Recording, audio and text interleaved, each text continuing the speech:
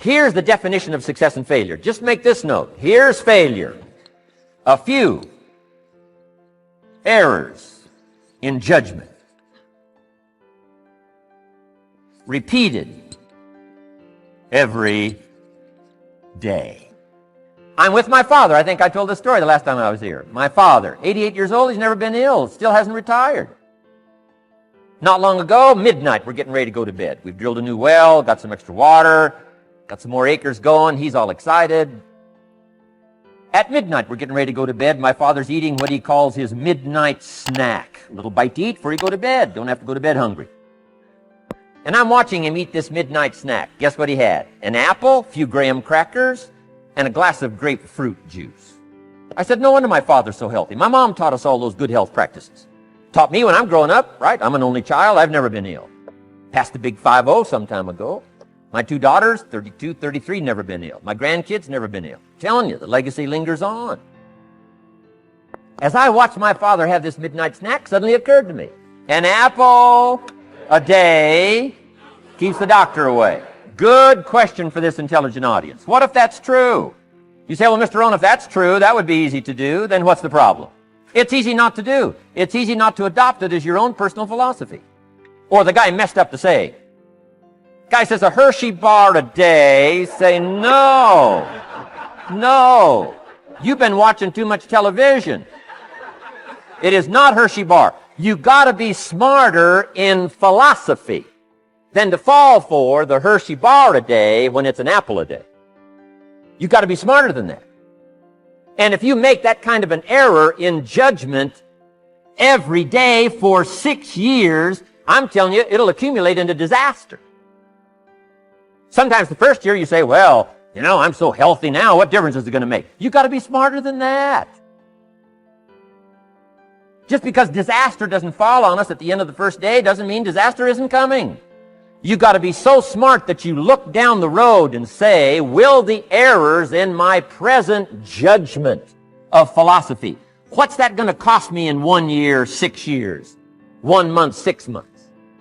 I'm telling you, the money cost and the health cost and the success cost is too gigantic if you'll look down the road a little ways and say, are there errors in my current judgment like an apple versus a Hershey bar? Is that just a good illustration of some of the rest of my errors in judgment? If it is, that's where I found myself at age 25. I started working when I was 19. I met my teacher who helped turn my life around when I was 25. That's 6 years. At the end of the first 6 years of my economic life, I've got pennies in my pocket. I've got nothing in the bank. The creditors are calling saying, hey, you told us the check was in the mail. I'm embarrassed. I'm behind on my promises. I live in America. I'm 25-year-old American male. I got a nice family, every reason to do well. And I'm messed up. Now, what's messed up?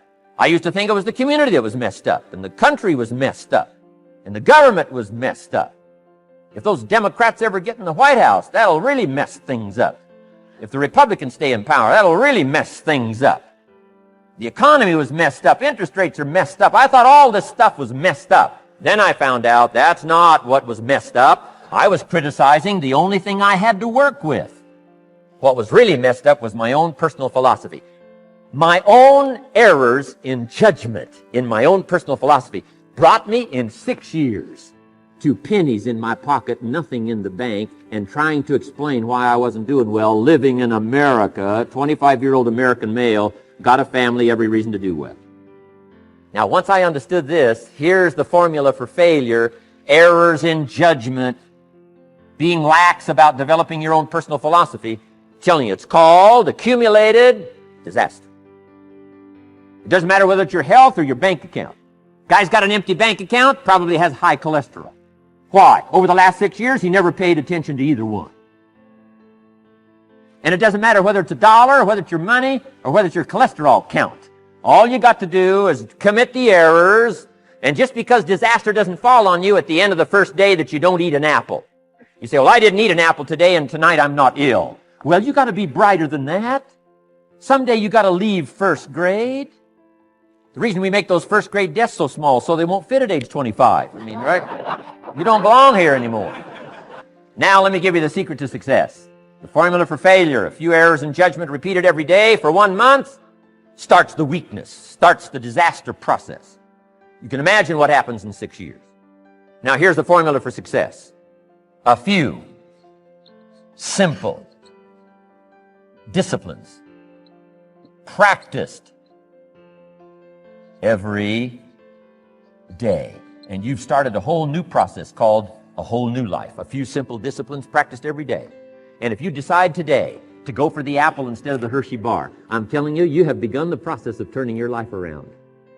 And if you keep up that process, not only with your health habits, but with your money habits and with your communication habits, with your sales habits and management habits and every other habit that you've got, if you'll start that process, eliminate the errors and replace it with disciplines practiced, I'm telling you, you can start this process of life change immediately.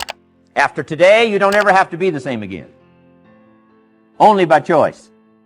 You don't have to walk out of here the same as you walked in today. Only by choice.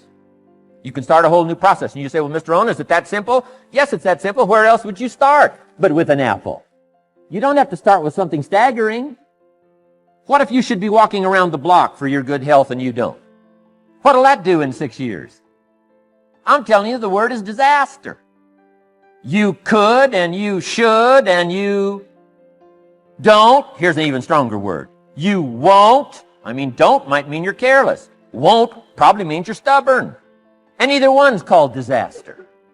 Could, should, don't. I'm telling you, that's why at the end of 6 years, I found myself with pennies in my pocket, nothing in the bank, creditors calling. Could, should, won't. Could, should, don't is called disaster. Now, how do you change all that? The next 6 years, I got rich. The next 6 years, I became a millionaire. By the time I'm 31, I'm a millionaire. How about that? You say, well, Mr. Rohn, what happened? Well, strangely enough, during that second 6 years of my economic life, the government was about the same. I'm telling you, taxes were about the same. My negative relatives were the same. I'm telling you, the economy was about the same, and prices were about the same, and everything else was about the same. Circumstances were about the same. Then how come I got rich? How come I totally changed my life? I was not the same.